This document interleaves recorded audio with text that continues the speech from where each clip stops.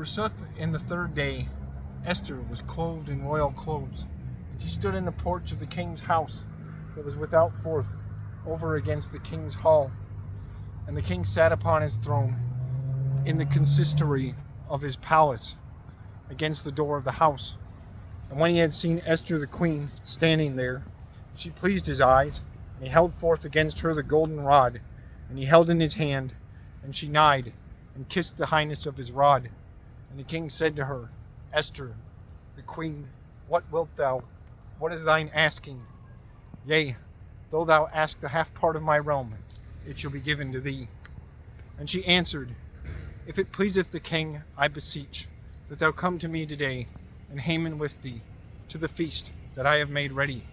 And anon the king said, Call ye anon Haman, that he obey to the will of Esther. When the king and Haman came to the feast, which the queen had made ready to them, and the king said to Esther, after that he had drunk wine plenteously, What thing askest thou of me, that it be given to thee? And for what thing askest thou?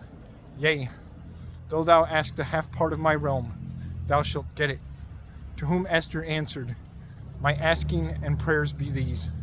If I have found grace in the sight of the king, and if it pleaseth the king, that he give to me that thing that I ask, that he fulfill mine asking. The king and Haman come they tomorrow to the feast that I have made ready to them, and tomorrow I shall open my will to the king.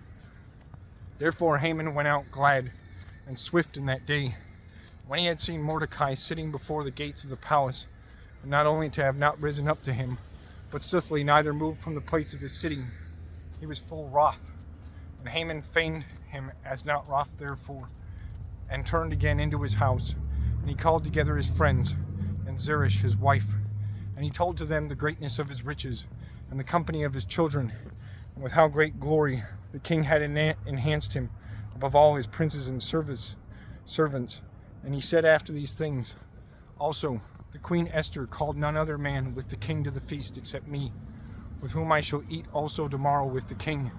And though I have all these things, I guess that I have nothing, as long as I see Mordecai the Jew sitting before the king's gates.